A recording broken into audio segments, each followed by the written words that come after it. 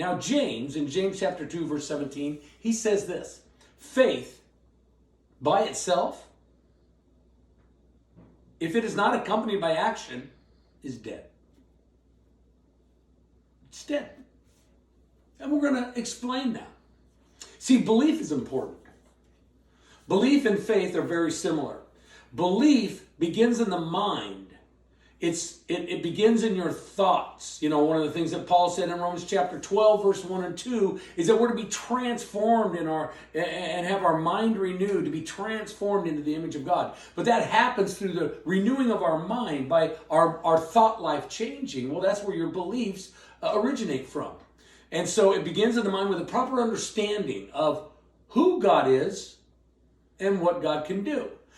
Now, if you don't know who God is and what God can do, then you really can't put your faith in him. You don't have any belief in him.